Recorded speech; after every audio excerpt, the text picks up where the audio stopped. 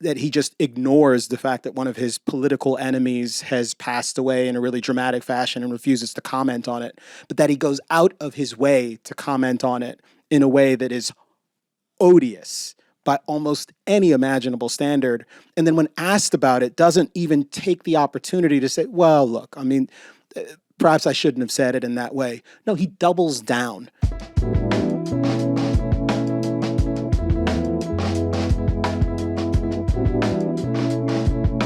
Good morning, good afternoon, and good evening, and welcome to the Suspension of the Rules podcast. I'm your somehow perpetually sick host, Isaac Saul. You're probably just going to listen to me cough for like the next hour and a half. I fought the flu. I beat its ass. I'm back. I'm on my feet.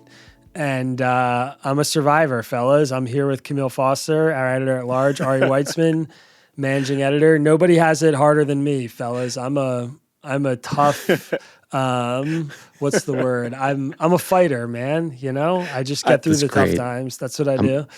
No, I'm gonna jump on the line here real quick, Kmele, because I want to bring up a note. Yeah, do it. And I have a note here. I've just written down from a couple months ago. Isaac Saul said this, which was, I think I'm never going to be sick again. This was after he started taking magnesium supplements and said, yeah, it's fixed me. My immune system is strong. I don't think I'm capable of being zinc, sick. not magnesium. Right.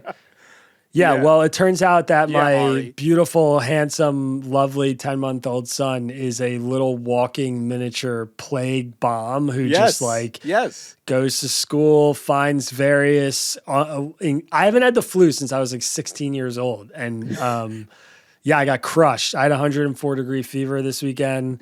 I basically didn't leave bed for 36 hours. And now I have some like post-viral cough that won't go away. I feel like Wyatt Earp or something. Is it Wyatt Earp? Is he the one that drank liquor? No. You're thinking of Doc Holliday. Get there first. Doc Holliday. Doc Holliday. Ah, thanks. Val Kilmer, the only real Doc Holliday.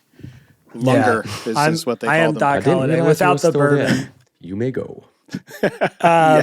Well, we have a great show for you guys today.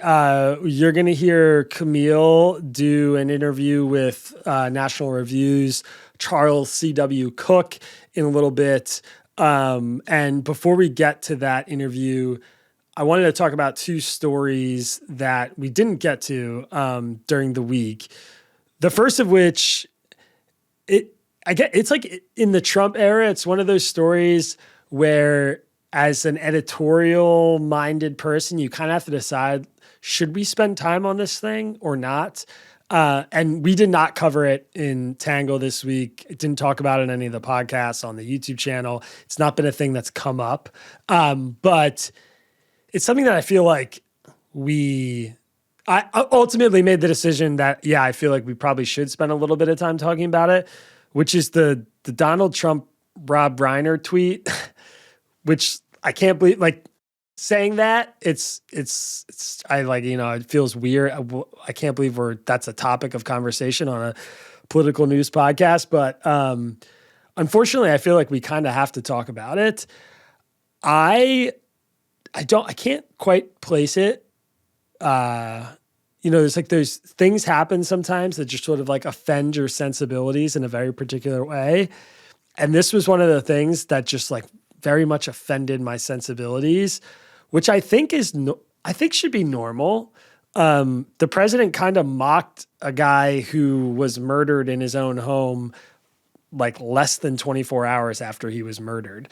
I mean, I don't know how else to put it aside from that, but for the people who are kind of uninitiated or maybe, don't spend too much time online, we should probably read this into the record, put it out there on the show.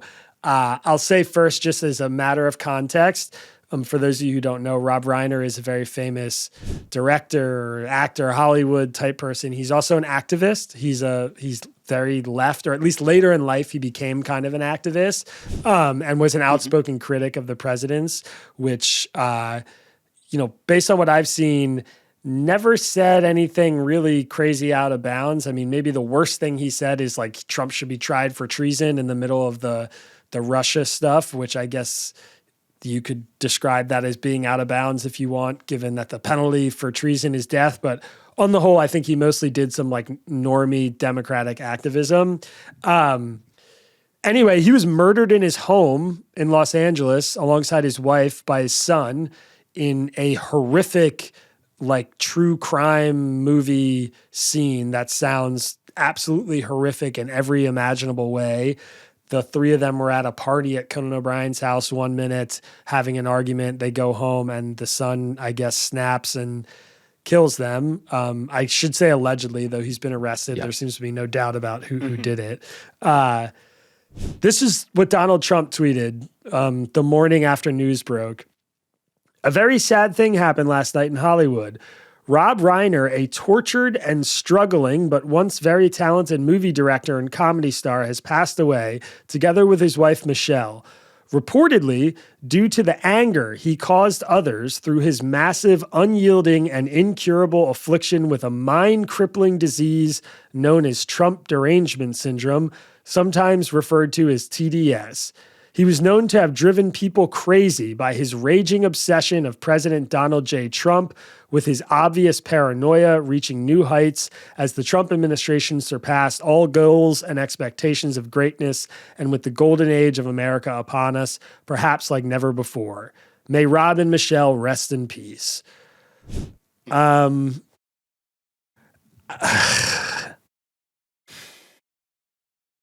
don't know, guys. I'll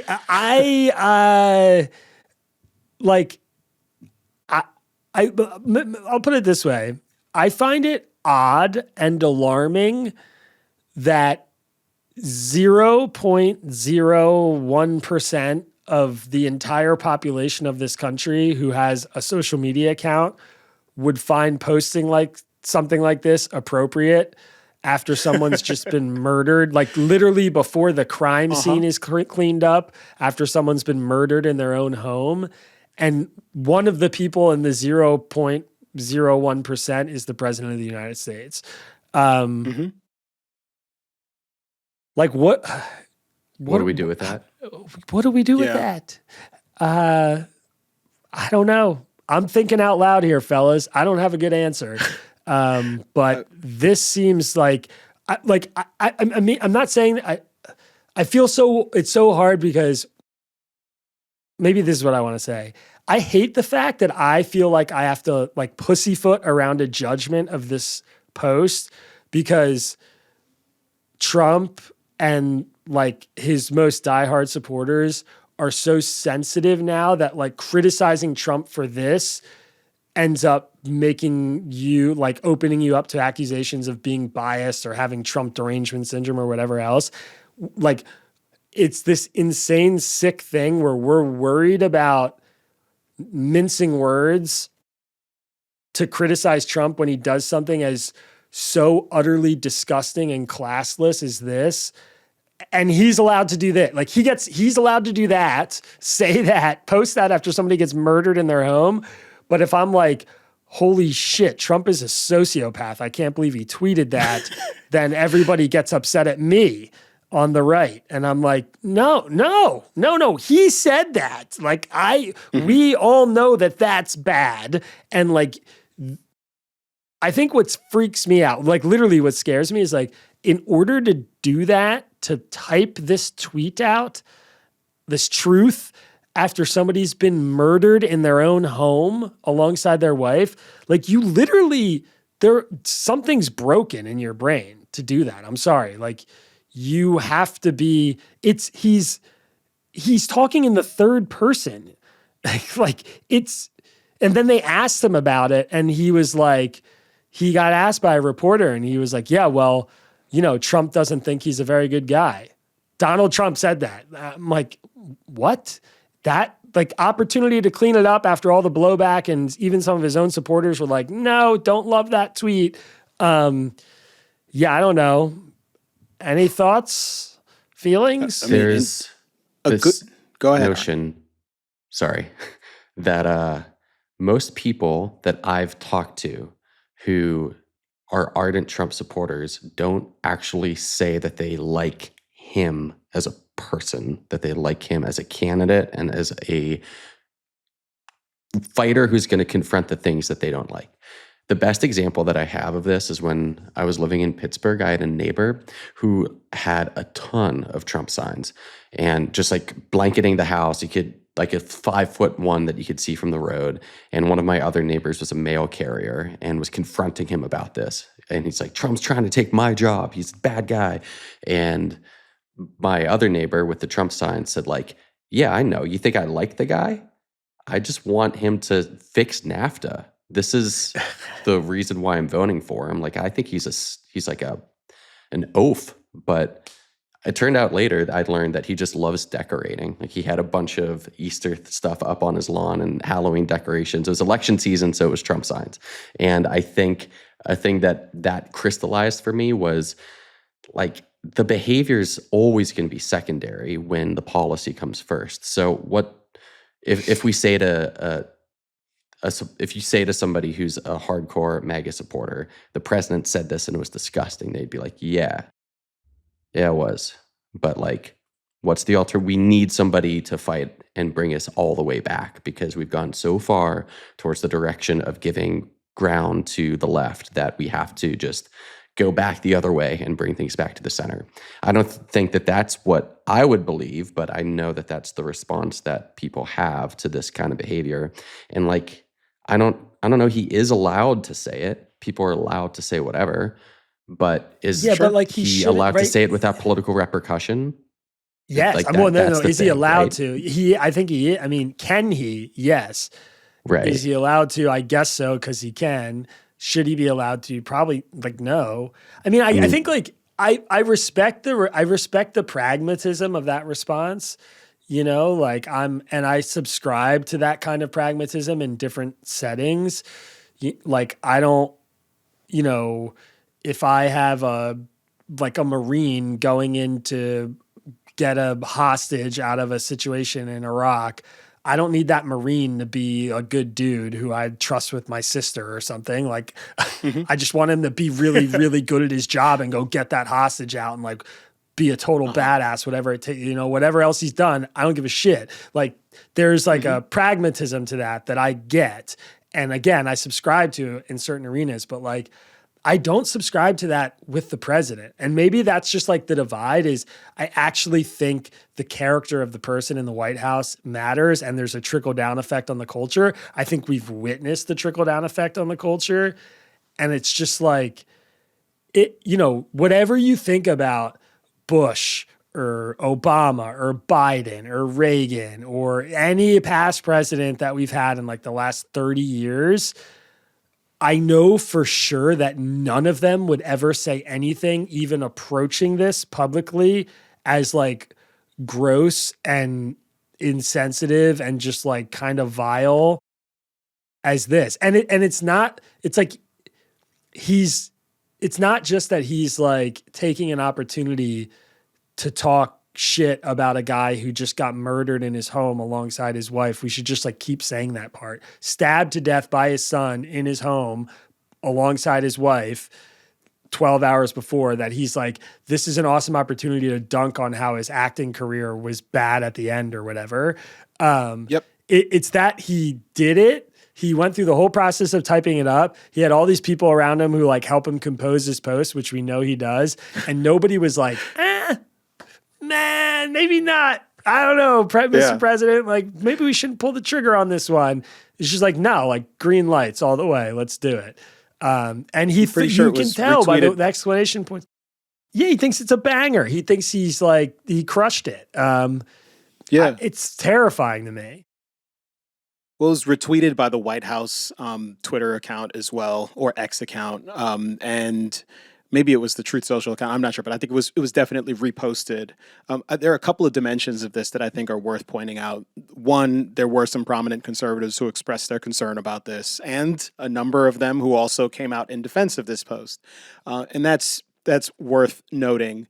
And the fact that a lot of them, the prominent ones who did come out in defense of this or who kind of had some sort of tepid response to it, is noteworthy but perhaps not the most important thing. The dynamic that's likely to be important is the actual exhaustion on the part of that kind of mid-tier, like Trump supporter that you were just describing, the people who cast a ballot for him, who are willing to tolerate him, who hold their nose, and who acknowledge, like, this is kind of who he is. A lot of those people are beyond exhausted at this point. And one of the best manifestations of that, or clearest manifestations of that, was this post-show call-in event that Megyn Kelly had on her show. And you had a number of callers who rang up to say expressly, I like the president, but this has gone too far. My comrade on the Fifth Column, Matt Welch, observed earlier today that it felt like the sort of thing that actually broke through to a lot of normies in the way that many political controversies just don't. Some of the other things that we might talk about this afternoon in this, what has been a pretty bad week for the president, might not matter quite as much. The fact that his chief of staff is just spilling to journalists over the course of almost a year, like giving the dirt on insider beefs, like might not break through. But the Rob Reiner observations do break through in a pretty profound way. This is a story that is uniquely scintillating and resonates with a lot of people in terms of just the awfulness of it. And for the president to respond in such a crass way is not trivial. I think a lot of people who would write this off and say, look, this is just who he is. I saw one prominent conservative activist saying something along the lines of, this is just who he is. You know, we have to focus on all the political benefits of having a wrecking ball like this in the White House and just accept that this is his style. It's not cost-free.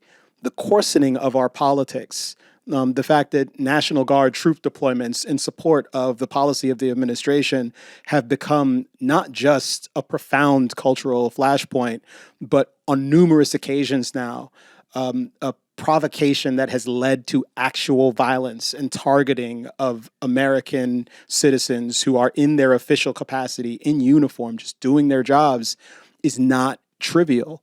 It's not trivial. It matters the way that the president talks about fellow Americans. It matters when, not that he just ignores the fact that one of his political enemies has passed away in a really dramatic fashion and refuses to comment on it, but that he goes out of his way to comment on it in a way that is odious by almost any imaginable standard. And then when asked about it, doesn't even take the opportunity to say, well, look, I mean, perhaps I shouldn't have said it in that way. No, he doubles down.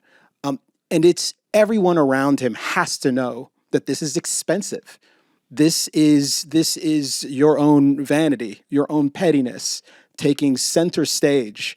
And is that a quality that you want in the person who is going to be carrying out policy, even if it's someone who is likely to carry out policy that you're excited about?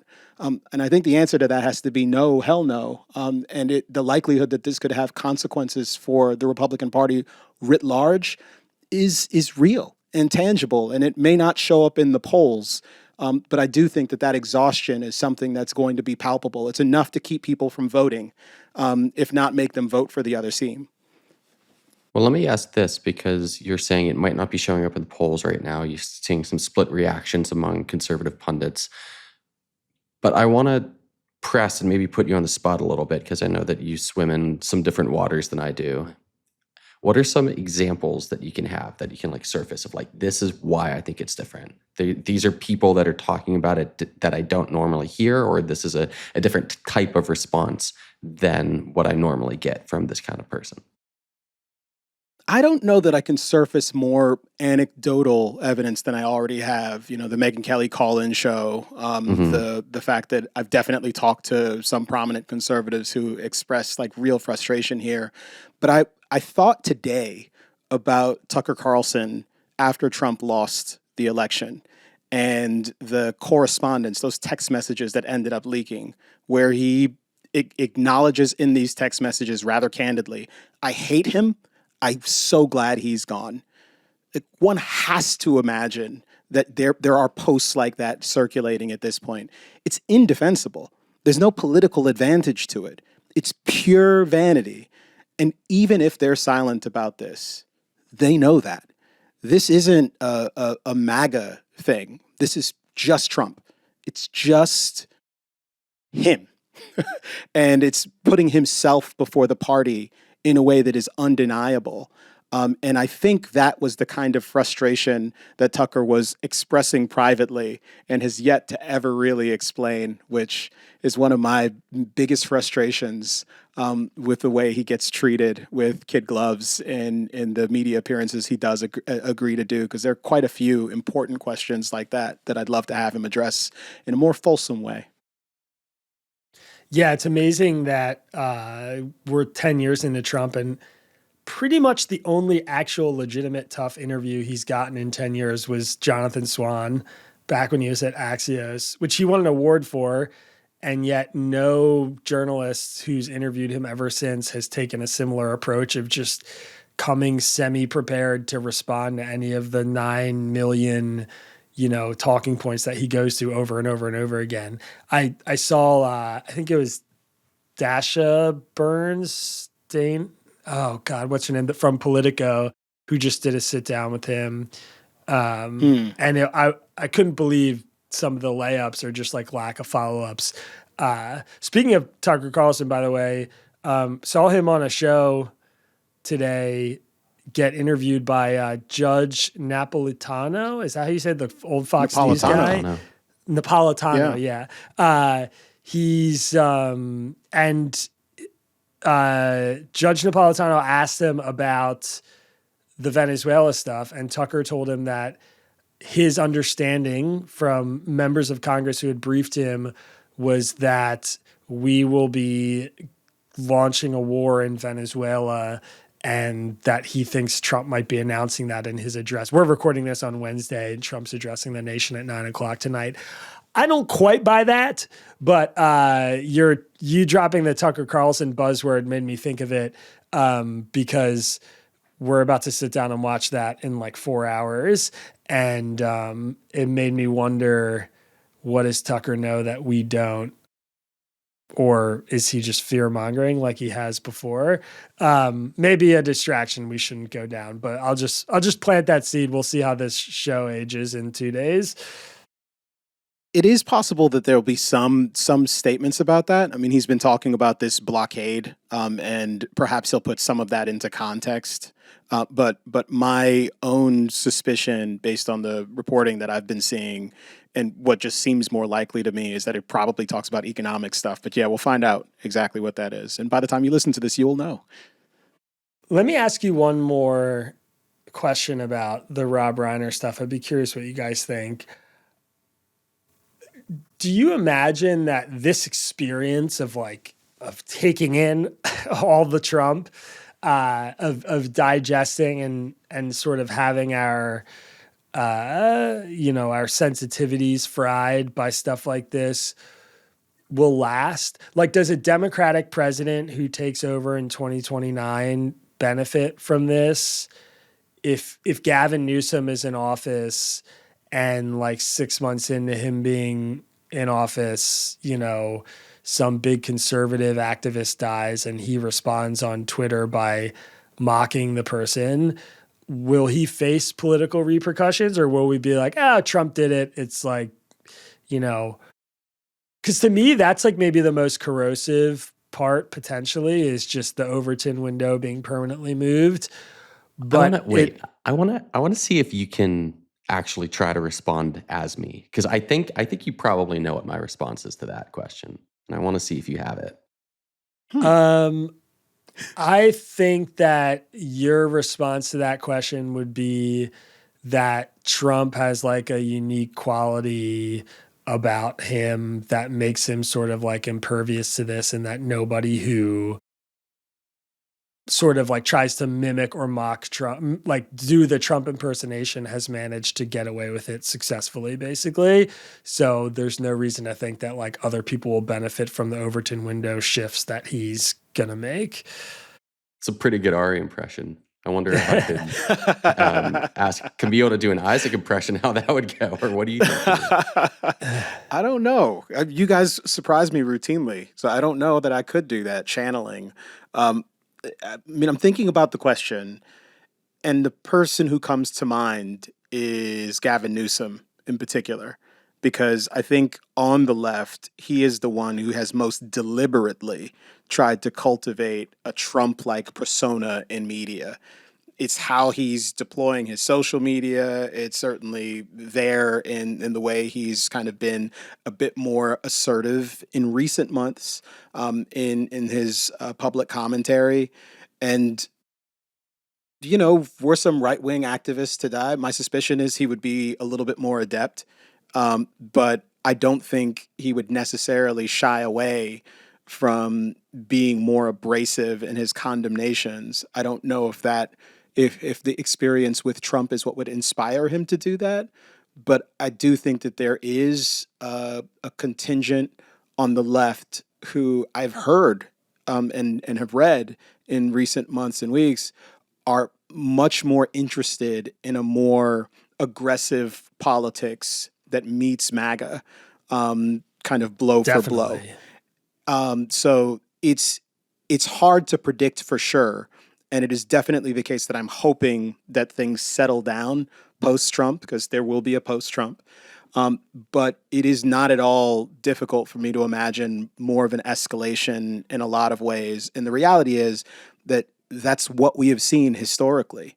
The rhetoric has gotten hotter, irrespective of who's in office. The excesses with respect to the abuses of power have increased and intensified. The scandal with respect to, Obama's drone program, there are questions about this, to to Trump's today use of not just drones, but these strange extra-constitutional military interventions in places like Venezuela.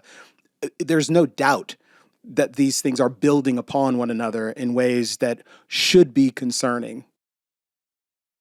To just restate or refine the question, I would say I'm less curious about whether it's going to keep getting worse in that regard, which I think it will, versus what kind of latitude is given because the norm has been shattered. Like, I don't think Gavin Newsom would ever do this, but Gavin Newsom is president in 2029, and let's say somebody like Kid Rock dies, and Gavin Newsom fires off some tweet that's like, Kid Rock, a once great musician whose career spiraled towards the end because he embraced MAGA and obsessed over trans people, is dead. It's been like a sad, miserable experience watching him obsess over the left, but this is what happens. The inevitable outcome is if you're so miserable you hate trans people, you'll ultimately kill yourself or whatever, Kid Rock did. May he rest in peace. Like, does Gavin Newsom get widely condemned for that? Or is it still... I can't imagine. Can you imagine so singularly Gavin Newsom strange. legitimately ever calling Kid Rock a brilliant musician? That's the part that made me laugh initially, yes. I think... I do appreciate about that response, the idea of like some things build on each other, like the point you were making about how Obama's drone programs that build on Bush's increases in the use of prolonged use of military force created the stage for power that we've then normalized. But the way that institutions and offices tend to hold on to power once they've subsumed it is a different pattern than the way that behaviors are moderated. I do think I wouldn't say that one proves the other. And I do think it is really tough to imagine. Haven't you seen it with the cultural norms too?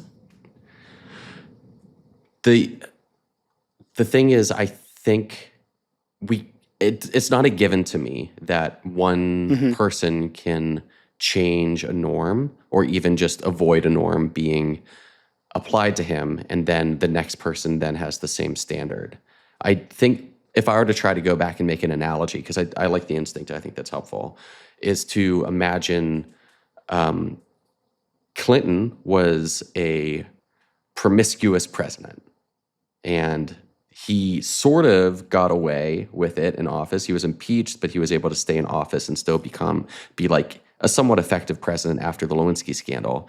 That didn't allow George W. Bush to then like cheat on his wife in a way. That And then for people to say, well, Clinton did it. Like, that's something that would be tough for me to imagine. And it's not a perfect analogy, but I can't think of something that shows, well, this person acted in a way that most people didn't like and was able to still do things, ergo, the next person can. I just don't think it's going to work like that. I don't know, man. All right. Like I could totally imagine the whatabouts with respect to that one. If he had cheated, like, well, I at least don't it think wasn't they'd the work. I don't think intern they'd work, with though. the cigar.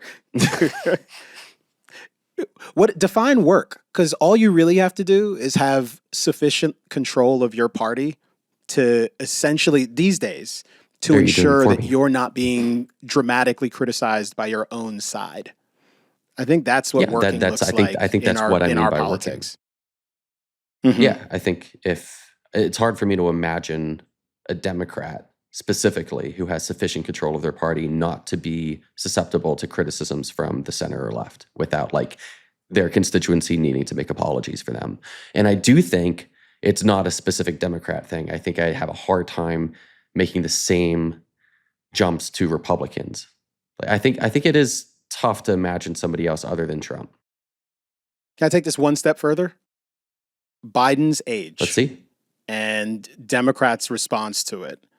I think in general, like that has helped to create a circumstance where a much older president now is in office, and criticism of him in office is something that seems even more untenable amongst Republicans than perhaps it did amongst Democrats.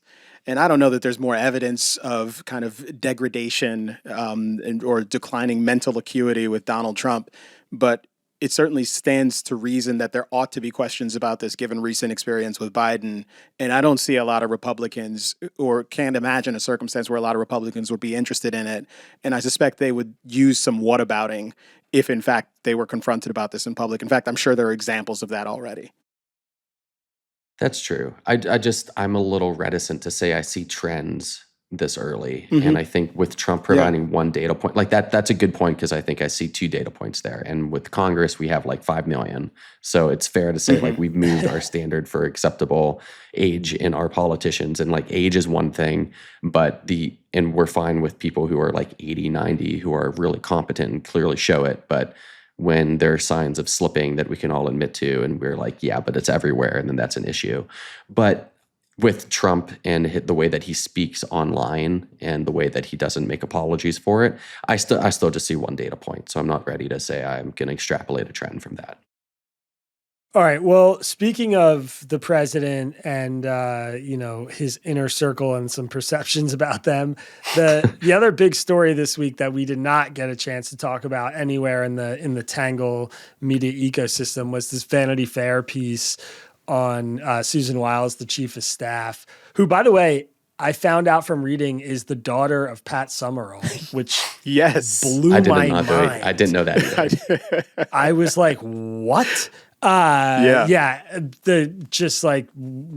a weird world we're living in.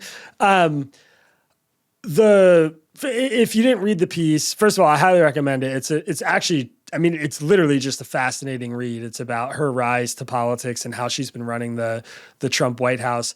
And I think, objectively speaking, she's been doing a great job. Her role as chief of staff is to facilitate the president's wishes, to minimize the shivving, as they said in the Vanity Fair piece, and the leaking. And I think by pretty much every account, this White House has been much better run than Trump won, especially in the early days. And, I can't imagine it's a hard thing to do. She has an incredibly difficult boss to navigate who's unpredictable and is kind of unyielding. And then all these characters around him who are like, operating and shouldering for 2028 and their own spotlight and credit and all that stuff.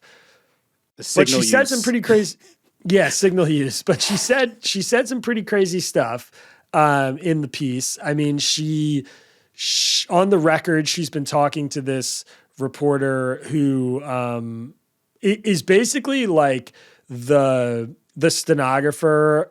Stenographer is not the right word. He's written autobiographies or biographies about I think every chief of staff going back to Nixon, maybe. But it is like the guy to talk to. But Christopher Whipple is his name. If you were the chief of staff for the president of the United States, in the story, which he leads with, she talks about how Russell Vought is a right-wing absolute zealot. She describes Trump as having an alcoholic's personality. She says that Vance's conversion to being a MAGA acolyte from a never Trumper was, quote, sort of political, and added that the vice president has been a conspiracy theorist for a decade. She also said about Elon Musk and his reposting of a tweet about public sector workers killing millions under Hitler and Stalin and Mao. I think that's when he's microdosing, quote unquote. Though she added that she didn't have firsthand knowledge about his ketamine use. She kind of pulled the veil back in a way on things that I don't think we've had yet in this iteration of Trump, the Trump 2.0, because like the article notes, there just hasn't been a ton of leaking. One of the things that I thought was really interesting that's not been getting a lot of attention is that she described the USAID cuts as being like this fundamental crisis early on in the administration. When she said when she found out about the cuts that Elon basically tried to push through unanimous, I don't unanimously. No, that's not the word I want. Unilaterally. Unilaterally. Thank you. That she was, quote, I was initially aghast, she said, because I think anybody that pays attention to government and has ever paid attention to USAID believed as I did that they do very good work. And she said about Elon that his attitude is you have to get it done fast. If you're an incrementalist, you just won't get your rocket to the moon. And so with that attitude, you're going to break some China. But no rational person could think the USAID process was a good one. Nobody, end quote. She talked like in these very frank terms about the administration. We're like, I've been saying this stuff for months and I get like completely hammered as this like anti-Trump TDS lunatic, you know? And then it's like, oh no, the chief of staff is like, yeah, no, we totally fucked that up. It was a total shit show. And who thinks that we should have done that? So I thought it was a pretty remarkable profile. She seems like an incredibly powerful, smart, sharp woman. I have no clue why she did this. I literally don't have the faintest idea. But it's a really captivating read, and it is basically all anybody in DC is talking about right now. So I don't know. What you guys, I presume, read the piece? Any like takeaways or things that stuck with you when you got to the end that you were just like, "Wow, I can't believe that quote's in here," or "This made it to print"? The thing that I think was most interesting to me by the time I got to the end was that I didn't recall a line that made me go, wow, I didn't think that was true. Everything that you listed was like, yeah, no, I'd heard about that. Like I heard about Elon Musk in a sleeping bag in the Eisenhower building. I know about J.D. Vance being somewhat politically expedient in his evolution to Trump's vice president from a never Trumper.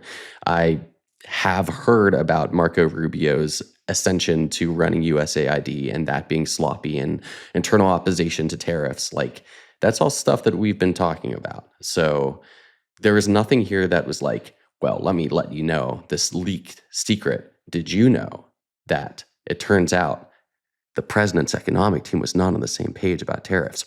What? It was more of what you said. We're so used to hearing things in public of the members of the White House and Trump's team are on the same page when they speak publicly of we're doing this, we're doing this, we're doing this is what the president wants, and anything that's critical, like you can't believe them. That CBS, maybe 3 months ago, that CNN, like they're gonna grind their axe, and that's something we don't listen to them. Just trust us, things are gonna be good. So it is like the question that I am left with, the same one that you posed, was why? What did this come out of? What happened here? Was she just under the assumption that she was going to sit down and they're going to like chew the fat for a little bit and then the interview would start? Like, I'm really curious about the mechanics of this. Maybe there's something about the way Susan Wiles talks where when she's expressing something to somebody, she's like, well, you know, that old thing. And she will just like make some sort of derogatory joke and then get to the point. Like, oh, you know how Isaac is. He's always going to talk himself up and get, you know, both sides the news, but the thing you got to understand, he's got a good heart. And then the journalist is going to run with managing editor says Isaac Saul, both sidesism. And like, that's all you hear. Like maybe it's a tone thing. And it's just one of those things that in a piece like this, it's not going to translate well. Yeah, it's just someone like her is so smart and well equipped to navigate this media situation like that. I mean, the only answer I have is vanity. Ironically, Vanity Fair, vanity, but it's like wanting her legacy to be out. I mean, she spoke to this reporter for 11 months on the record, right? Like dozens of times. You don't really make a slip up over the course of 11 months. It seems there's a pattern. Yeah. Well, I mean, I agree with so much of what's already been said. Interestingly, though, guys, and this is totally speculative on my part, she didn't reveal anything new, as has been pointed out. She was pretty careful to just talk about things that were already pretty well known. In fact, the stuff about Elon, they've been talking for 11 months. One could take the interpretation of this as, wow, master journalist cultivating his source, like really getting her comfortable. She was a little more candid than one might expect. But in some instances, when Elon and Trump had their fallout, if he's getting this information from her in real time, like her dishing on Elon and saying things about him that are pretty pointed and critical, that's not so insane. And with respect to Trump and J.D. Vance, I mean, she doesn't dog her boss in this piece, at least not in the pieces of it that I've read. Maybe there'll be some subsequent revelation, but I suspect if it was there, we would see it already. You know, the alcoholic personality that has been quoted over and over again, it isn't actually said in a way that's derisive. It's suggested in a kind of almost like comedic sort of way, like somewhat tongue in cheek, like he believes he can do anything. And he's relentless, you know, he's intense. Like what did she reveal? Not that much. And to the extent, Isaac, as you put it, she's done a pretty good job as chief of staff. She's kept things buttoned up, especially with this particular cast of characters. She is essentially having this ongoing conversation with a journalist who would probably come to her first if he had any sort of profound revelations and wanted to try to get comment on it to see if he could get something out of her. Generally speaking, the reason why administrations have these relationships with the press, and they always do, they certainly talk to press who's very friendly to them, but they always cultivate relationships with press who are a little bit more hostile, is because they hope they can turn bad stories in a slightly better direction, or they hope they can get some advanced warning. And here, it's not clear that Susie wasn't running a bit of an op herself, like rather deliberately managing this relationship, essentially feeding this guy these morsels. But how embarrassing is this for the administration? They've closed ranks. They're defending her. They're not taking this particularly serious at the moment. And maybe it just goes away from here. One other data point that I do think is interesting, Trump had 4 chiefs of staff during his first term. Like Reince Priebus, John Kelly, Mick Mulvaney, Mark Meadows. Most of these people, they like hate him now, and he hates them. Or he was just kind of ignoring them altogether. The first guy lasted 6 months. So for this to be happening at almost month 12, and for her to still seemingly earnestly have the confidence of the president, and again, it's how big a mess up is this? That is her doing a pretty good job, it seems. It's certainly not hard to imagine much, much, much worse than this. No, I think that's a good read. I mean, I when I saw the headlines and the quotes from the piece, I was kind of astonished. And then I read the whole thing, and I was definitely left with a little bit of, why did she do this? Or a lot of that, like, I don't understand. But I also felt like, oh, this person is really competent and careful with their words and smart. And maybe that's the answer to the question, is like, she did it because that I see that. And now I'm sort of like, I can't believe Susie Wiles is like alive in this administration, being respected and listened to, apparently is like Trump's right hand, you know, kind of running the show. Everybody unanimously seems to say that. She's Pat Summerall's daughter, which is just blows my mind every time I think of it. Yeah, I mean, in that respect, maybe it is just self-explanatory. Like, it looked pretty good for her. It was a juicy story that didn't really do any damage to the administration, though she did feel the need to come out and like, she didn't deny any quotes, but she said, you know, the framing and the context wasn't right and the reporters being misleading or whatever else. Non-denial, tariffs, denial. Yeah. I will say on the tariffs, there was one piece of this that to me was, pretty mind-blowing. This is an excerpt I'll read quickly. Wiles recruited J.D. Vance to help tap the brakes. We told Donald Trump, this is her in quotes telling the reporter, we told Donald Trump, hey, let's not talk about tariffs today. Let's wait until we have the team in complete unity and then we'll do it, she said. But Trump barreled ahead, announcing sweeping reciprocal tariffs from 10 to 100%, which triggered panic in the bond market and a sell-off of stocks. Trump paused his policy for 90 days, but by that time, the president's helter-skelter levies had given rise to the taco chant. Trump always chickens out. Wiles believed the middle ground on tariffs would ultimately succeed, she said, but it's been more painful than I expected. This to me seems pretty remarkable. A, she's saying Trump announced the tariffs that sent the stock market into total tailspin without having his team aligned. And while they were saying, let's not do this today. And B, that someone high ranking in the administration is acknowledging that the tariffs have been really painful, which, you know, is true. Obvious. I mean, it's self-evident, but it's like none of them really ever say that. Or they say like, this is a little bit of short-term pain for long-term gain, you know? In a weird way, it gave me a little bit more confidence in the administration, if that makes sense. Like that somebody was seeing things clearly who's important. And, you know, I listen to them talk publicly now, and it's so scripted and it's all just like, it's the dear leader stuff. That routine is so disingenuous to me that I'm just like, please God, I hope there are people who are like acting competently and seeing the field clearly. And then I read this, I'm like, oh, this person sees the field pretty clearly. And so I think in that sense, it gave me, it reinforced the fact that so many of them are just doing like the public theater that every administration does. And, I don't know. I can't quite put my finger on why, but I was like a little bit more confident in how things were being done after I got done reading it, even though there were some comments that I think could be read as disparaging about some people in the administration. I don't know if either of you got that feeling, but it came up for me when I was reading the piece. I think just to touch on tariffs briefly, that it's still like that's something that wasn't totally groundbreaking to me. I think we know that outside of Peter Navarro and some people, that Trump's team was trying to contain him on tariffs a lot of the time. And him saying, well, we're going with Pete, like we're putting Pete in, give me the righty, and we're gonna just throw heat.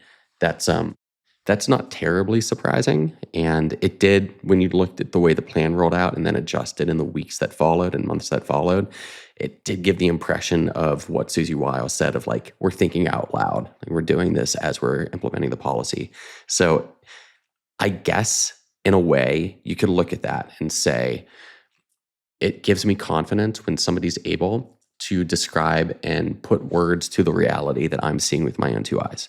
Like that's like, okay, great. So it's not just all trying to pop up the person who's thinking as they're going, but it still ultimately is a person who is doing a brand of spinning of Trump has his thoughts. He's going to do what he wants.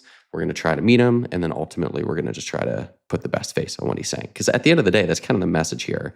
And that was the message of the tariff story was, look, we better get all online with this because it's happening. That's not exactly a picture of a team that's doing careful deliberation to me. Yeah. All right. We've got to get to Kmele's interview. He sat down with Charles C.W. Cooke from National Review. Kmele, anything you'd like to say about this interview before we hand it over? Charles is among the conservatives who I most respect. He, I think, is a pretty reliable, philosophically and intellectually consistent human who manages, I think, to call balls and strikes in a way that I think is valuable, even if I don't always agree with his conclusions. You understand where he's coming from. I think National Review, as we talk about in this interview, has played this really important role in the conservative political movement, like in particular, ensuring that certain kinds of bad actors are not included in that movement. And in a way, like helping to define conservatism for most of our lifetimes. That has begun to change in a pretty dramatic way on account of Donald Trump. And I say begun to change, and as we all know, that transformation is well underway, and the future of conservatism is very much in question. And in that respect, so there are some questions about the future of an institution like National Review, which is not merely a publication, but is a real institution. And I think it's a conversation that I think has major implications for the future of the Republican Party and for the future of American politics. And again, I think Charles is among the best people to give us some perspective on that. So it was a real pleasure to be able to break bread with him. And I suspect this will be of some interest to the Tangle listenership and readership. I love it. All right, we'll be back for our grievances after the interview.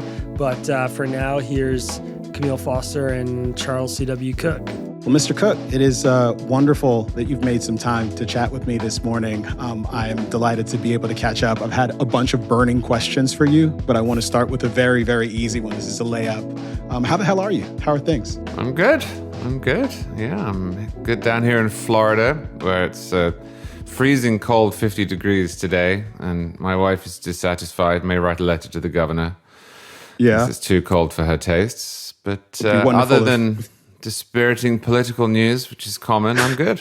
But it's always common for people like us. And by that, I mean men of a particular kind of classical liberal inclination. You perhaps might describe yourself more conservative. I have reliably described myself as more libertarian, although these days it's probably small L liberal and small L libertarian, just so I'm not confusing anyone too much. But I'm also kind of a child of this fusionist project. At least for a long time, I've labored in the minds of politics alongside conservatives, working on things that we agree upon in different instances. And a lot of what I'd love to get your take on, especially as we're kind of at the beginning, so to speak, or at least the end of the first year of the second Trump administration, is what on earth conservatism means, how to orient myself to politics more broadly, and perhaps to get a little bit of a picture of the international scene, given your unique vantage point on all that. So maybe the best way to start, because I'd love for this to be a really accessible conversation, is to just kind of think about what a historian would write about Trump 2.0 in the year 2050. Like high school students are sitting around, they're learning something. How do you think they might characterize things? And maybe a better way to ask is how do you hope they'll characterize things?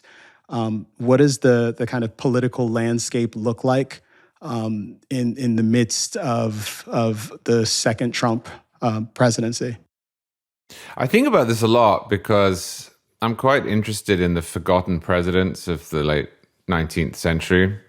And I think Kevin Williamson once said that he thinks there's a relatively high chance that in 100 years' time, we'll look back on this era, the last 20 years, like that, rather than it being the most important thing that has ever happened.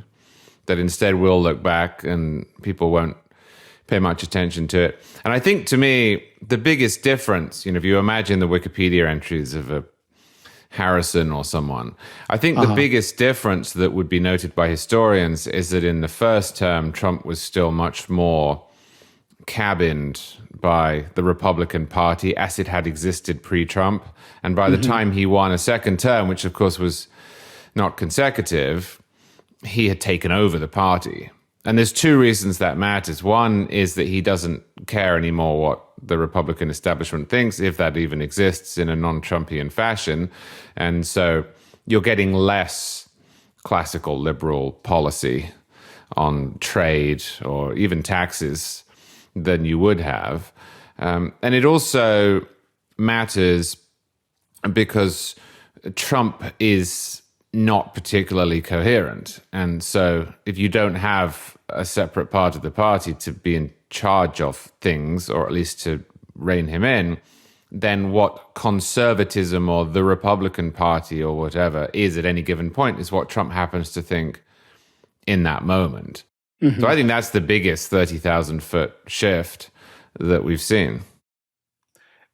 Is it fair to try to talk about kind of wins and losses? I view you as a particularly fair-minded political observer, like someone who's been openly critical of the Trump administration where appropriate, but also willing to say, well, they're making some progress here. This is a material win.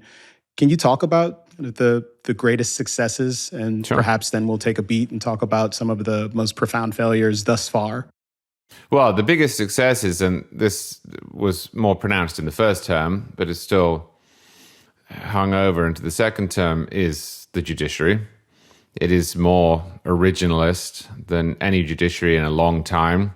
I think Antonin Scalia died thinking he'd lost that fight, but at the moment, the court is one of which a Scalia, who spent 30 years trying to build the intellectual case, would recognize. I don't think that's because Trump's a committed originalist, but he has facilitated that. I think that Trump came in with I don't like the word mandate because it implies powers that the Constitution doesn't grant, but at least with political headwinds to do something about what we might loosely call wokeness, which I see as being a rejection of small L liberalism, an obsession with race, treating people differently under the law. Now, Trump has not always been good on this in the other direction, but a lot of the early executive orders, which dovetail with the Supreme Court's rejection of affirmative action, have, I think, been important.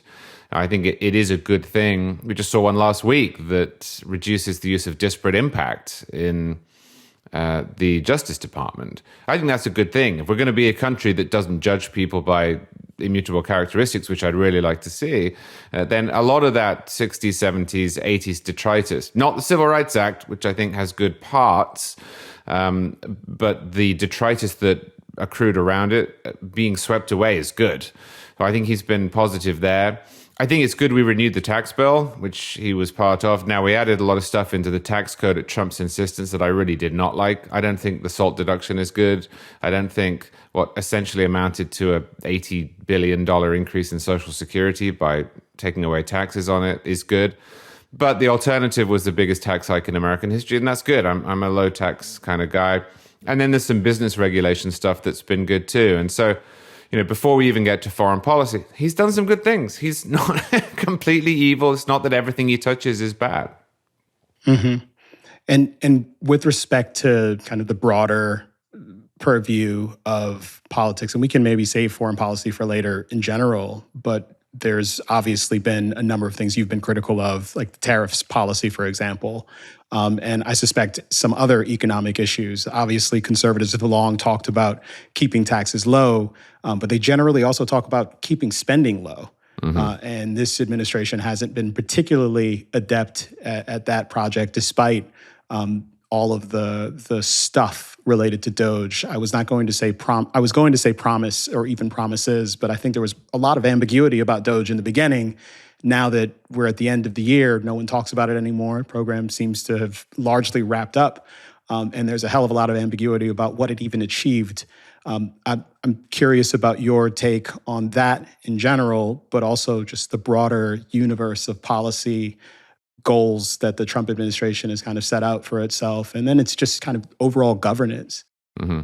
Yeah, so tariffs, I think, were a catastrophe. I think they've destroyed his second term, unless we get a massive growth spurt in January, which lasts through to September. I think the midterms will be a disaster and new to him. I think that the use of tariffs in this manner is unconstitutional. I don't think Congress has or isn't even allowed to give him the power that he's claimed. I think the effects of the tariffs in a high inflation economy have been bad. People elected him to bring down prices. Whether or not he could ever do that is another question, but he said he could, and that matters.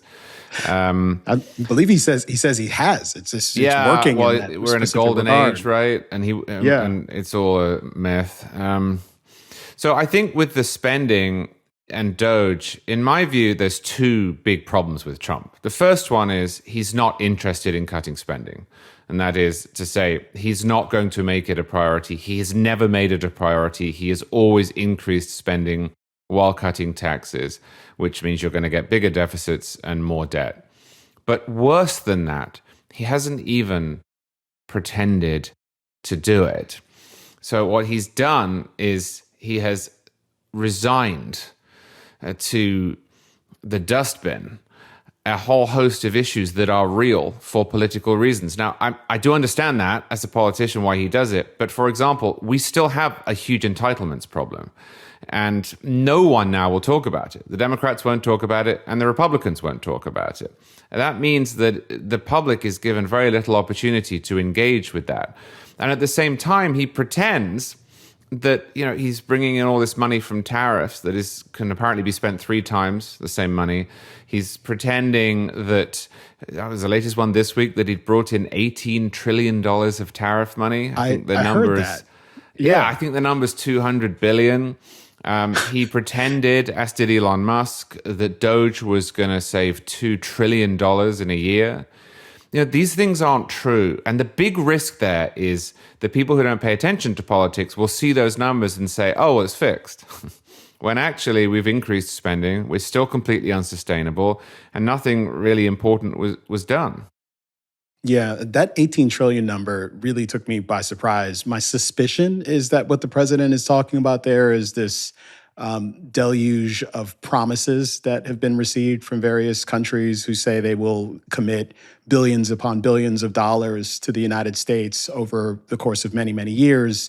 Of course, it seems that virtually none of that money is associated with any kind of actual material obligation. Yeah. To the extent people do this, it's only to avoid kind of future penalties from the administration in some other respect, like a tariff being applied to them. But in some other instances, they can just kind of wait out the administration and not give this money. So it seems odd to count that. But the administration also seems to be, as you mentioned, giving away what little money it has actually collected, or making other noises about the ways it might do that in terms of new agricultural subsidies or some sort of tariff dividend. So yeah, all of that strikes me as particularly disconcerting. It seems the one thing you haven't mentioned, interestingly, and I suppose we've tabled foreign policy for now, but in terms of things that loom large with the Trump administration is immigration policy. Yeah. And that's certainly a place where I would give the Trump administration some credit. We've seen the flow of illegal migration into the country dramatically curtailed just the moment he won election to office. But at the moment, there is quite a lot of controversy surrounding the way that they're doing their kind of ICE raids across the country. I'm curious about your take on that. So I think that, and this is an odd thing for me to say, the immigration crisis that obtained during the Biden administration was the fault of the president and the presidency. Usually, my view is we need a law, we need Congress. I'm a critic of the imperial presidency. In this case, when Biden said, I need Congress to pass a law, that's why I can't enforce the border, it just wasn't true. It was a choice not to enforce the border. Trump came in, decided that he was going to do that, and the results have been fantastic. And I think that that's actually a problem for Trump in one sense, in that that issue's gone now. And the public has a short attention span. So now it's moved on to other things, mostly the economy, which was always more important. So Trump can't say, well, look, you need me to enforce the border, because he's already doing it. And that makes it more difficult for him to make political hay. In a sense, he's the classic problem of the politician who solves the problem and then has nothing to do. Then you've got deportations. Now, I am sympathetic toward this in that I don't understand why it is a problem to deport people who don't have a criminal activity on their rap sheet if they're here illegally. If you're going to have laws that determine who can come in and who can't, especially if we're going to have a welfare system, which we do, then I think it's totally fine to get people out of the country if they've lied or broken in or overstayed their visa or what you will. I think the thing that people don't like is twofold. First, I don't think people like the gleeful way in which it's being done. And I've said this for years. As an immigrant myself, I would have respected it if the existing polity through its government had effectively said to me, you can't come in. But I would have been heartbroken because America's awesome. People want to come to America because it's incredible. It's free and prosperous and dynamic and open. So there should be in sorrow more than glee approach to deportations, and the administration just hasn't taken that. They're so happy about it on their social media accounts and so on. And then I think, and this is inevitable, but when you combine it with the glee, there has been some overzealousness in execution. You're going to get that. I mean, this is one reason I skew libertarian, although I'm sort of conservative, classical liberal. I don't think governments are particularly competent. I think if you try and pass laws, you're going to have abuse. But if you combine the overzealous way this has been done and the mistakes with the total inability to accept any responsibility for them from this president, I think that's where the public feels a little bit uncomfortable. And occasionally as well, you get this rhetoric that creeps in about legal immigrants where they blur the line. And Americans are very pro-legal immigration. They're very critical of illegal immigration. That probably hasn't helped either. Yeah. I mean, I, for one, have been pretty mystified by the fact that the Obama administration managed to set records for the number of people deported without a lot of the traumatic theater that has been associated with the Trump administration's approach to immigration enforcement. And my suspicion is that in some respects, just as they're kind of leaning into it with the memes related to this, the gleefulness, as you said, that the theater is deliberate, that they want it to seem like there is a very muscular approach to doing this. And I can certainly appreciate that when you go into a situation, like I believe it was in Chicago, where they had an apartment block that had effectively been taken over by some sort of narco gang, that might require a very muscular response and tight coordination with local officials. But a lot of the fights that have been picked, in particular with liberal cities and liberal states over these deployments, feel like things that are avoidable. And when I think about the Trump administration, I have lots of concerns, as I do with virtually every government. I don't know that I like more than two politicians who are currently living. That's what I think most about. It's just in the execution, even beyond whether or not I agree with the policy, they seem to pick these choices or make these choices that are extremely corrosive, that for them are even injurious. And I can't quite understand that leadership style to the extent one can call it that. Well, he's been like that, and so has the other party for the last 10 years. This is one of the big criticisms that you'll hear in American politics. I think it's absolutely correct that both sides win. They think they have a mandate to implement the preferences of the most rabid members in their base, and then they discover within a couple of years that they don't. And instead of appealing to the middle and trying to keep their core voters on side, they go all in. Joe Biden did it and destroyed his presidency in the first year by getting together with his party and passing a $2 trillion stimulus bill that caused terrible inflation, turned the public against him. He then opened up the border.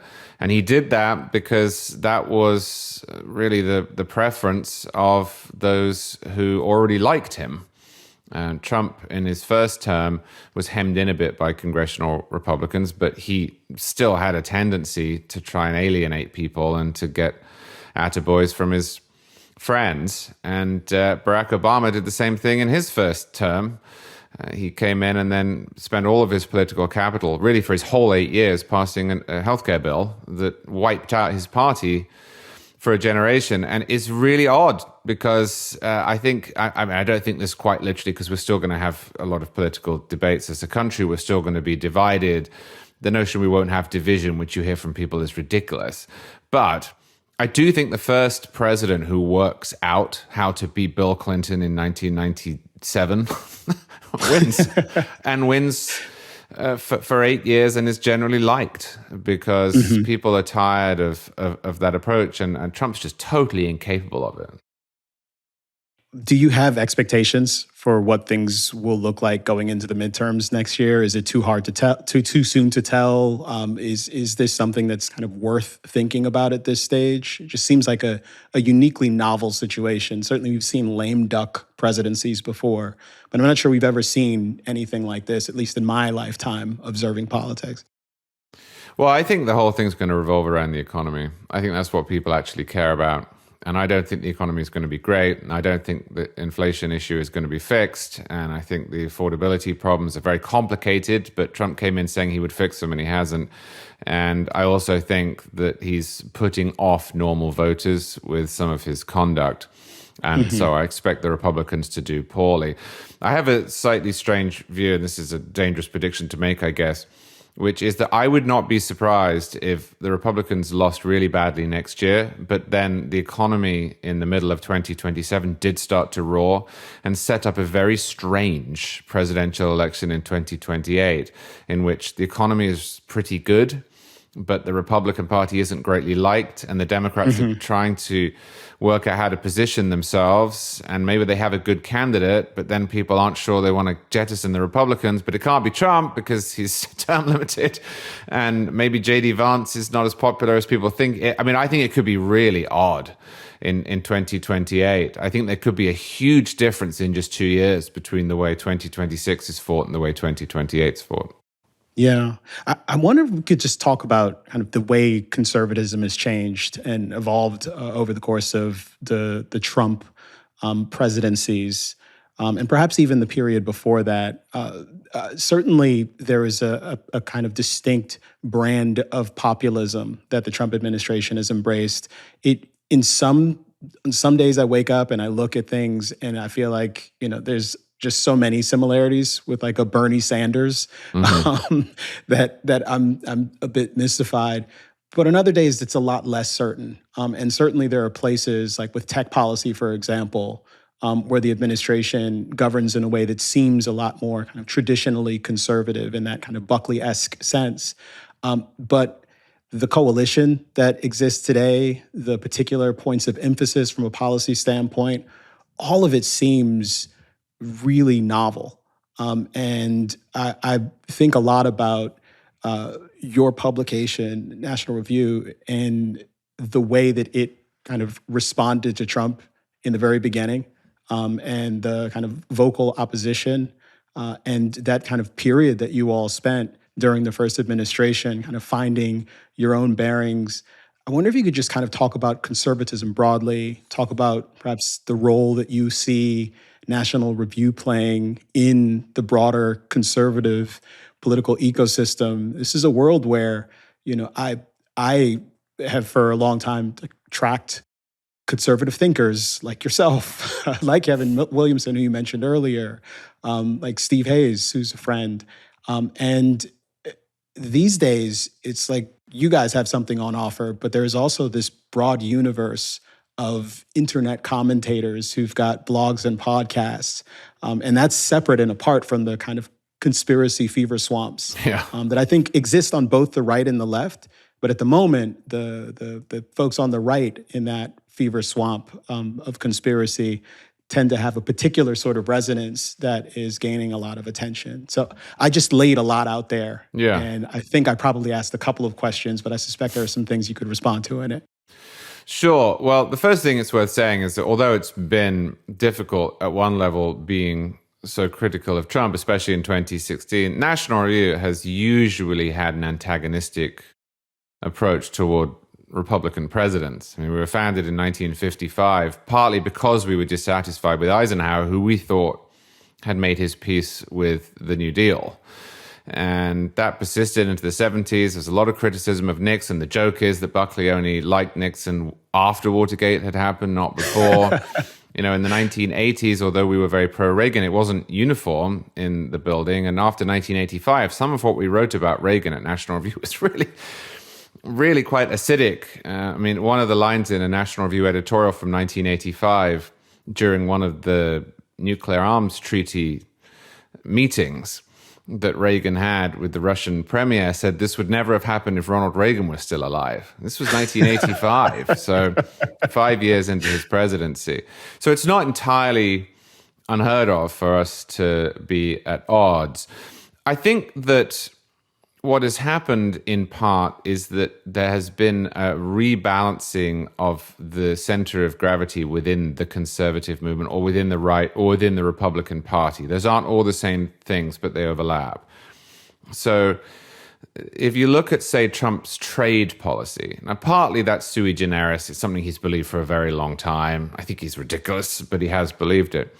Partly, though, it is consistent with the sort of Buchananite conservatism that has been in the Republican Party in one form or another since the 1920s. In the 1950s, there were two wings on foreign policy. There was Eisenhower, who was more of an internationalist, and then there was Senator Taft of Ohio, who was an isolationist or a non-interventionist. In the 1970s, the center of gravity in the Republican Party was well to the left of anything that Trump is in favor of now.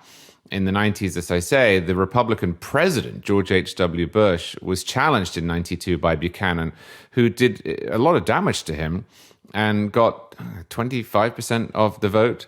So I think a lot of the strands that inform Trumpism, insofar as Trumpism is a thing and not just what Trump thinks at any given minute, have always been there. They've just taken over because of dissatisfaction with the consensus that emerged really in the mid-'80s.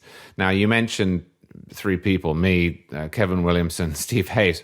We are all in favor largely of that consensus, which is for free trade, an American hegemonic foreign policy, free markets, low taxes, federalism, and so forth. But that's not everyone's view. And so I think it is absolutely true there's been a shift. I'm not downplaying it. But I don't think most of it is new or came from nowhere. I think it was always there. And at the moment, different people are running the party. What is really confusing me is what happens when Trump goes. Either when he is no longer president or if he died and was no longer able to play kingmaker. What happens?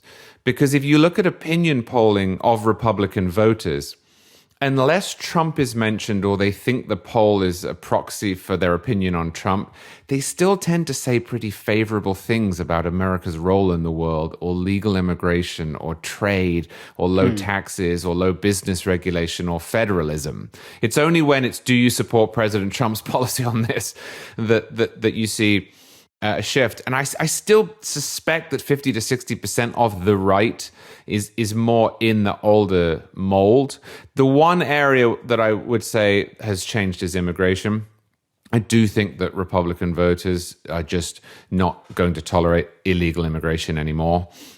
They think they were sold out in the 80s by Reagan with the amnesty bill. I don't have really strong views on whether they were or not, but that is a sustained belief, and I think he's really changed the party there. He's also changed the party and really the country on China. But on the core issues, I'm not sure what's going to happen when he's not there, because I think his being allied with those different ideas is largely what sustains them. And you didn't really speak to it, so I want to come back to it because I think it's very relevant to what you were just describing.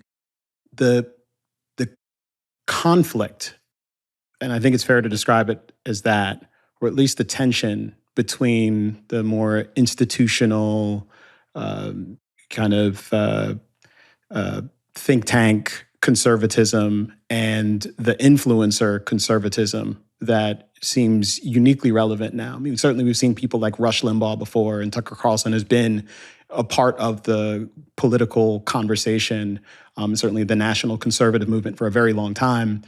But the kind of rise of the Buchananite wing of the party, which, if it's fair to describe it that way, and you can correct me if I'm wrong, and also a more kind of conspiratorial segment of the party is something that seems very noteworthy. And I'm curious what you make about that and the kind of traditional understanding of National Review and of Buckley is that they kind of put some guardrails up. This is what conservatism is, and this is what conservatism very much isn't, and perhaps a unique emphasis on that very much isn't. And a lot of the current confrontations and dust-ups amongst conservatives these days seem to pertain to precisely that question. What is this movement now? What are our policy orientations, and who are the people who are part of our coalition? And I'm curious how you think about your role in that project, if National Review can still really serve in that function, and if you imagine that there is a kind of gatekeeper role that still needs to be played or is being played by National Review, and what that will look like going forward. Yeah, so I think there is, although I think it's much harder for us to do it now because National Review for a long time was the only game in town, and then it was the main game in town, and now there are tons of games in town. The distinction I would draw, to take the second part first, is the famous example of this is Buckley exiling the Birches. The reason that the Birches were exiled is because they were wrong. That is to say that their central contention was that Dwight Eisenhower, the President of the United States, the former leader of the Allied forces in World War II, was a communist asset. And that is crazy. And that was accompanied by all manner of other conspiracy theories, such as that the world was actually run by Jews. And Buckley said no. I've heard that one before recently. Yeah. And Buckley said, no, we're just not doing that. Insofar as there were intramural disputes on the right, National Review always loved those. They invited those figures to come together and argue them. And in fact, they did so in the early pages of National Review. And before the Fusionist project was complete in the early 1960s, those people were extremely rude to one another in the pages of National Review. They threw elbows. They worked in the same office, but they did not hold back. And that's a very good thing to have, is that sort of debate. The difference between that and international Jewry as ruling the world should be obvious, I think. On the second point, I think the influencers need to be split off into two groups, because on the one hand, you have influencers who are taking political positions because Trump has them. They see their view as being to defend Trump and denounce everyone else who won't. And this goes all the way down to things that are immaterial. Like if Trump puts out a really bad or offensive tweet, then there will be people who will just defend it and say it's necessary, it's justified, purely because Trump said it. They'd never actually defend this or think it in other circumstances, but they have to defend Trump. And so if Trump says tariffs, they're for tariffs. If Trump came out and said tariffs are terrible and I'm rescinding them all, they would say it's a brilliant masterstroke for free trade. Right? That's the one side. That's difficult to deal with because there's nothing underneath it. It's just pure following of the current leader. Then you have some influencers who have worldviews. I might find them abhorrent in the case of Tucker Carlson, but it is a worldview. He's changed his mind on a lot, but he thinks things that are distinct from Trump. And in fact, he will criticize Trump. And you've seen other people in that sphere as well. Marjorie Taylor Greene, who, yes, she's in the House of Representatives, but is also an influencer, who, partly to save her own skin and partly because she's been falling out with him slowly, is now against Trump and doesn't think Trump is Trump enough or think Trump has betrayed MAGA or the right. And then you have people who I wondered quite genuinely, I'm not being facetious, whether they're mentally well. Candace Owens, for example, who I find almost impossible to interact with because I just don't know what on earth is happening there. So there's a different bunch of people here, and they need to be dealt with, I think, differently. It's really difficult to deal with the people who will just defend Trump whatever he does because you can't interact with them. I think with the Tuckers of the world, it's important to engage with what it is that they're saying. And then if you want to take the sort of currently fashionable example, which is Nick Fuentes, who has an ideology that I think is generally dangerous. I think we have to engage with that. I might break with some others. I'm not speaking for National Review here. I think we have to engage with that. I do not think that it is going to work just to say what you are saying is outrage. In my view, it is outrage. I mean, it's just grotesque. But he has a big audience, and it's not self-evident to everyone in that audience why what he's saying is ugly. So I do think you have to engage because, you know, Nick Fuentes actually has a philosophy. He actually has a worldview. He has a set of precepts that he's arguing. He's not just going along with the tide. So, you know, I think that it's a case-by-case basis. You know, sometimes you say, all right, we'll ignore them. Sometimes you say we have to engage with this. Sometimes your aim is to say you're not a conservative. Sometimes it's to say, well, you are a conservative, but you're not a National Review conservative, and we'd rather that you were. Yeah, it feels like a lot of people are coming around to the perspective that you just articulated, though, with respect to the more fringe elements, those kind of toxic people who I think out of habit, many people would ignore and say, you know, this person is obviously beyond the pale. What they've said is anti-Semitic, and that's enough. But to recognize, I think appropriately, that someone like Nick Fuentes, more so than Candace Owens, quite frankly, is articulating a perspective that actually resonates with a lot of people and is actually more complicated than simply being anti-Semitic. In some instances, he is saying things that are perhaps somewhat unsayable, but run pretty close to things that someone probably ought to say, perhaps in a more responsible and sane way, and constructive, but someone ought to say it.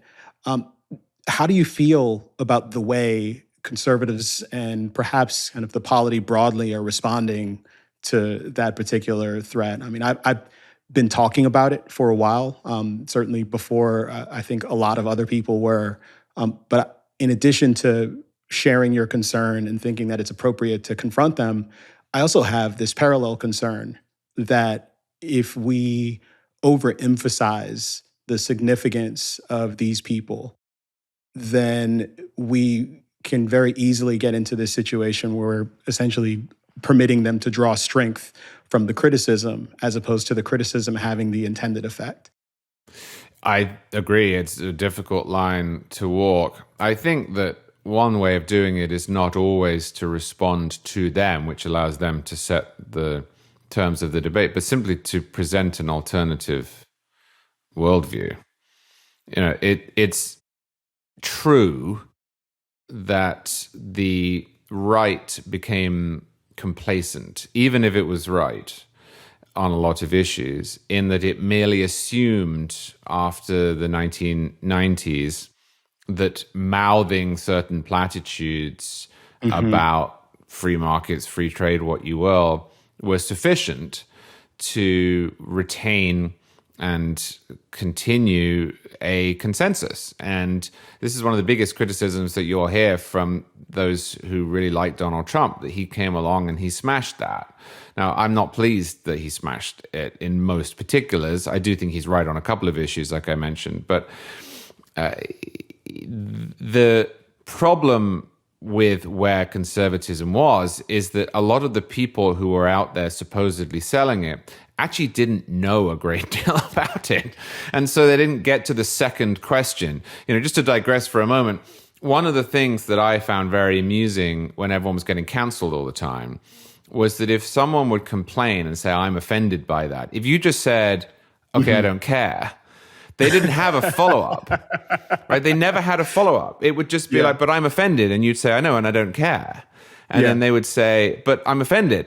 And I think, unfortunately, some conservatives ended up like that, especially by the time Trump came along, where they would just sort of say, but the market. And then you'd say, well, what about the market? And then they would go, but the market. And I'm still very much pro-market. This isn't a criticism of free market economics. I'm passionate about it. But you have to be able to say, here is why I'm saying that. Here are all the advantages. Here's why the other side's wrong. Here's my constructive version. And I think rather than just saying, you know, well, Nick Fuentes shouldn't say that, which he shouldn't in many cases, I think it's very important to say, here is what I believe and why. You don't even have to mention him most of the time. You can just say, here is what I believe and why. And I think that a lot of people on the right, maybe myself included, had become complacent and got bad at that. And then in come some entrepreneurs politically, and they start saying, here's my other alternative, and we just sort of spluttered. Yeah. Well, since I have you, and given the fact that you are a recent immigrant to the country, I'm a first-generation American. I think we both have a similar view about how remarkable and amazing the United States is as a project. I'm curious to get your view on the U.S.-European relationship. At times, when I hear the rhetoric of the administration and I see the kind of lines upon which a lot of our international intercourse is taking place, much of that conversation has been about tariffs. And the tariffs have been directed at kind of friend and foe alike, against adversaries who, are viewed as serious trade rivals, and against people who have like zero tariffs with the United States. But even more than that, there's been all sorts of kind of culture war-oriented conversations that are going on with respect to foreign policy as well. And similarly, a lot of hostility. A great deal of open criticism of people who traditionally have been viewed as allies. And that criticism is sometimes, I think, good and appropriate. Like you should have your own military infrastructure so you can defend yourselves. You should be investing in a commensurate way when it comes to NATO. But in other cases, it seems really, really hostile in a way that seems counterproductive. Is the U.S.-European relationship in the midst of a meaningful decline and kind of reordering that's likely to be something that is consequential for years and years to come? Is this just a matter of kind of getting acclimated to the second Trump administration, and he's just very transactional and you can kind of find your way through it? Like, what kind of advice would you give to European leaders right now who are looking to better secure themselves given the threat posed by Russia, who are looking for kind of productive economic engagement with the United States, given what we're seeing from the Trump administration so far? Yeah, so I'm pretty critical of Europe, but I write for a magazine. And I think as a result, I can and ought to proceed in a different way than the president of the United States or those who work with him. I think, as I wrote the other day, Europe is delusional. I think that Europe... I saw that. Yeah, so Europe is sclerotic. It is unable to defend itself. It does not innovate. If you look at the GDP of Europe versus the United States, in 2008 they were equal, and now the United States is twice that, nearly, of Europe. Europe's also pretty terrible on free speech questions. It can be bad on freedom of religion, freedom of conscience. I think there's an awful lot to criticize. I'm happy to do that. We also need Europe strategically, and they are much closer to us, despite their flaws, than the Russians or the Chinese.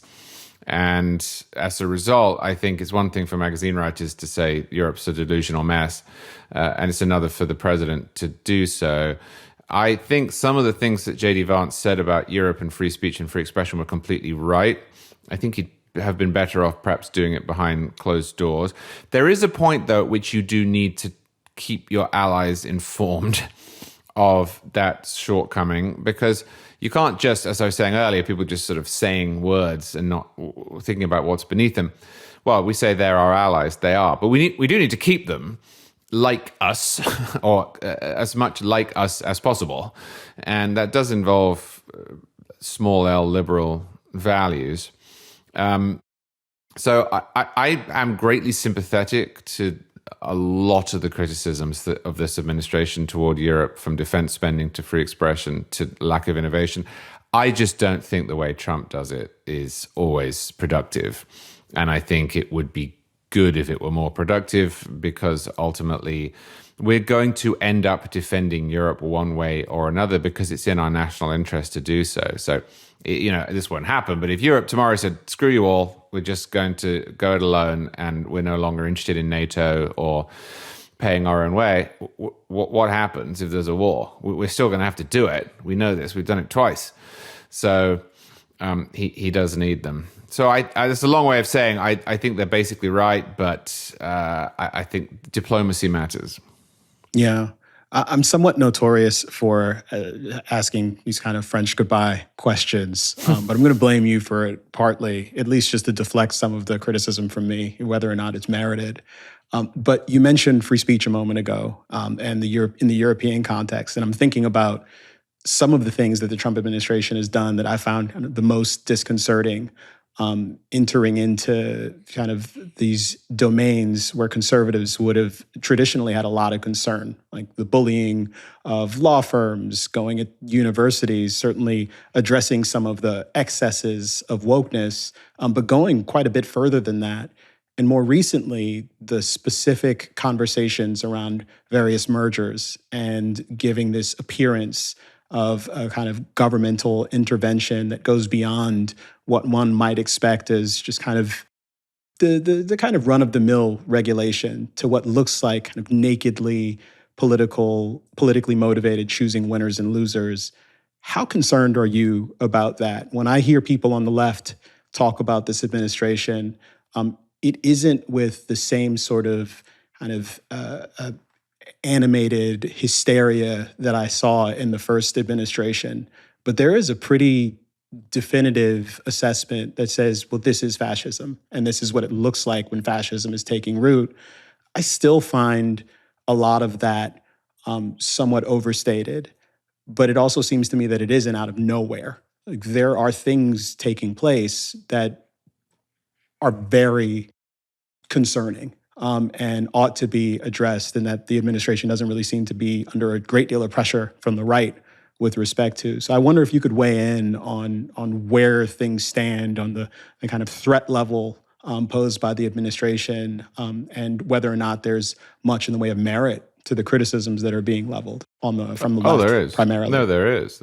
I just see it like this. I think Trump is bad on free speech and always has been. If you look back to the first term, or perhaps just before he was elected, when he said he wanted to open the libel laws up. Yeah. He wants to imprison people for flag burning. He wrote an executive order that pretended to do that, but thankfully doesn't. He has gone after pollsters and media organizations. He's tried to shake down companies, as you say, that were before him or before the FTC for mergers.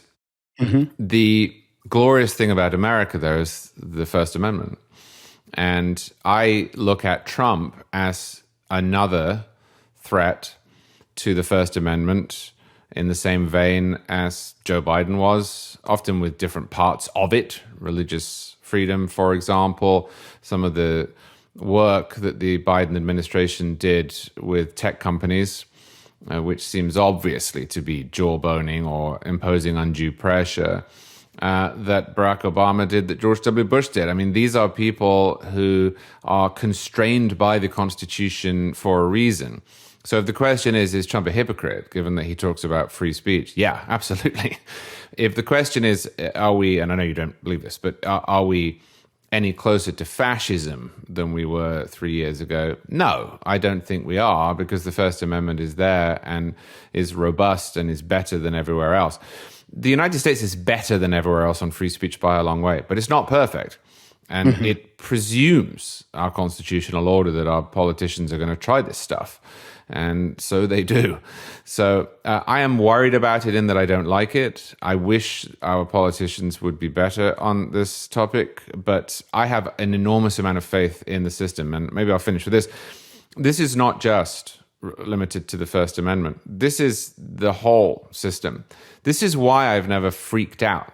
People get really, really unhappy with me sometimes. Oh, you seem so sanguine about it. Yeah, because I think the system works. And I think that the public won't put up with it for too long either.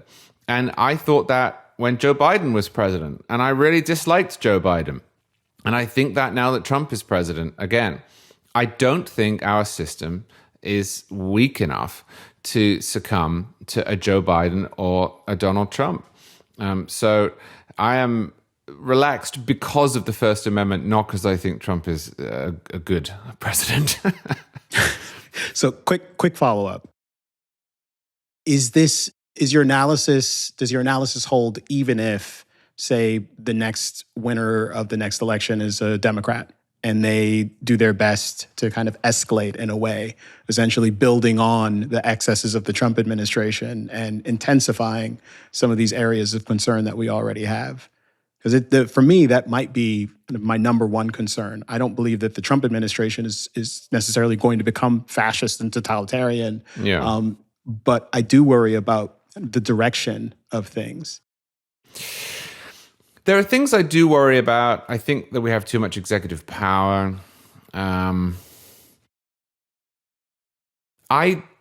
Well, first off, if you look at free speech, for example, I think even with these threats, I do think we're better off now in the United States than we have ever been in our history. I think free speech is better respected across all levels of government, or at least the courts force the government to respect it better than has ever been the case. And I think probably the United States in 2025 is probably the freest place for free speech that has ever existed in the history of the world. So although I acknowledge all of the issues as I did during Biden, I don't see the sum total of free speech violations as being at critical level. I think the sort of continuum point you make, or what would be called a slippery slope argument, is valid. I just haven't seen anything I haven't seen anything from the courts that suggests they're not willing to check the excesses, or from the public that hasn't punished those who have engaged in them. If we got a situation in which whatever it is you're worried about comes to fruition and the courts step back and the public rewards it, at that point, I think we're done. Mm-hmm. But I haven't seen either one happen. I mean, the public got rid of Trump, then they got rid of Biden. The court said no to Biden on student loans, which was an insane attempt to spend $500 billion without Congress.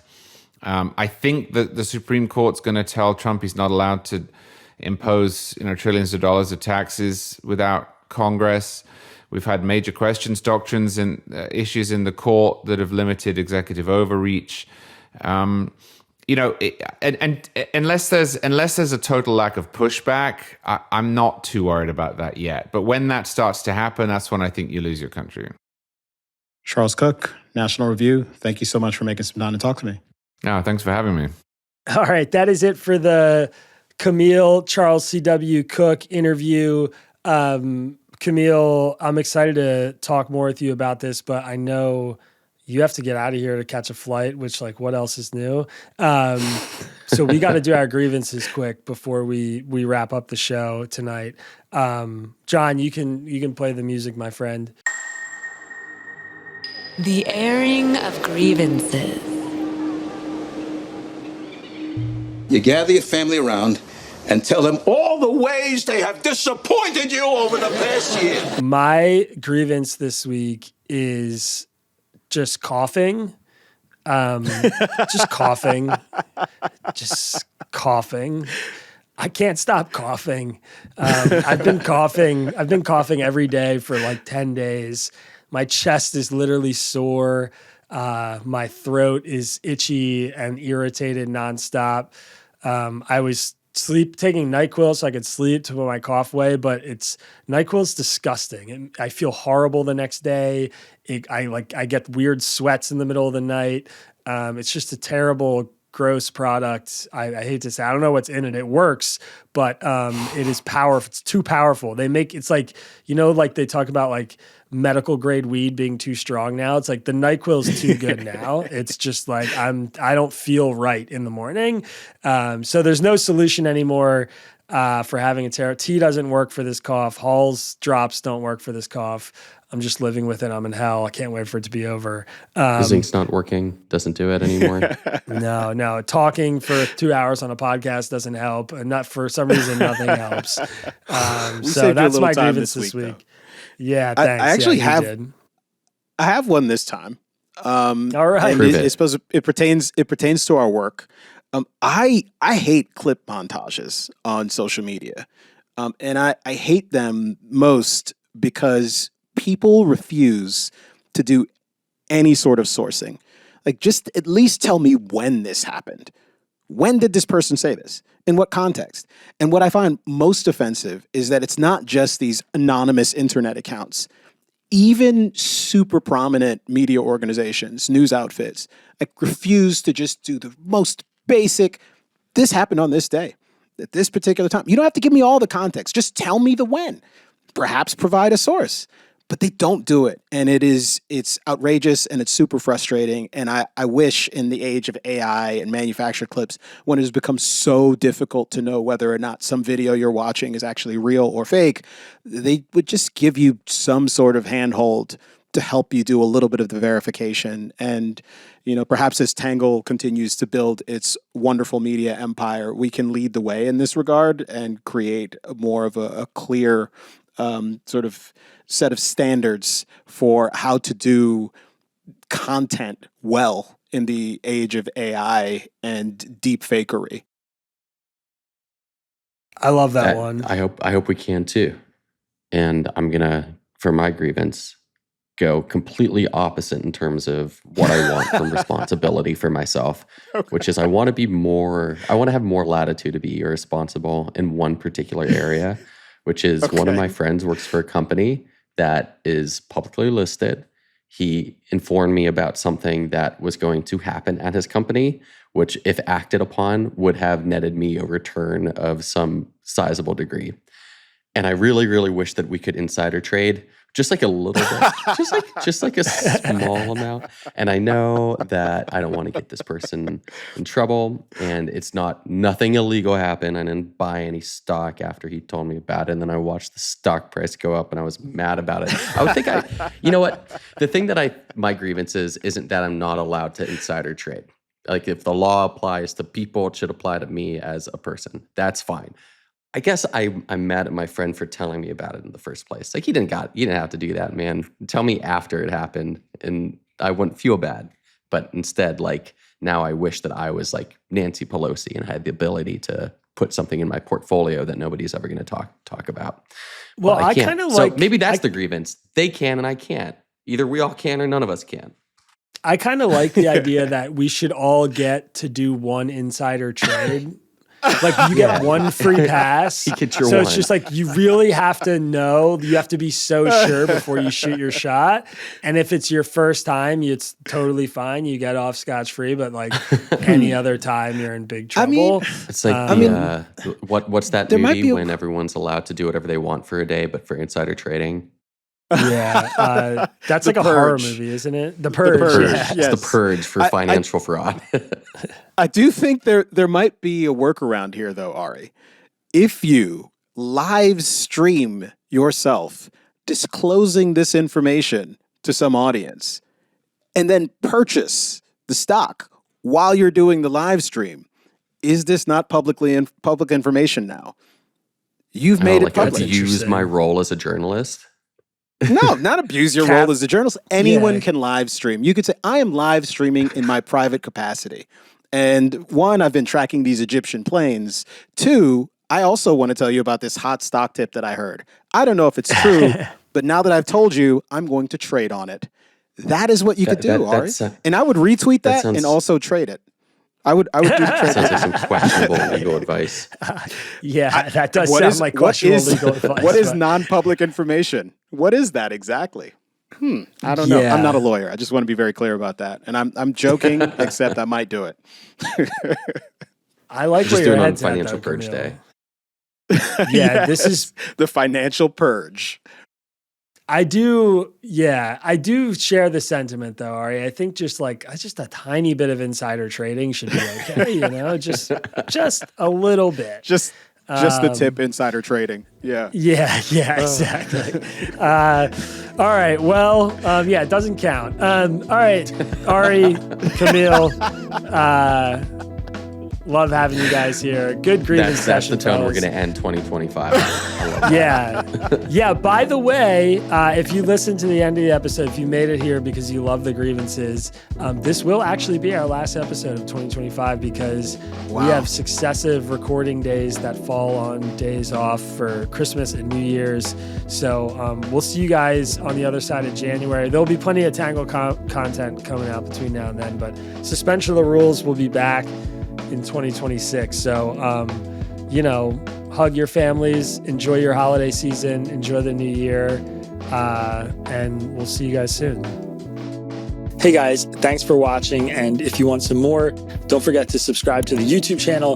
And you can also go listen to our podcast, Suspension of the Rules, by finding the Tangle News podcast feed. Just look up Tangle anywhere you listen to podcasts or go to our website, readtangle.com. All right, thanks. Peace.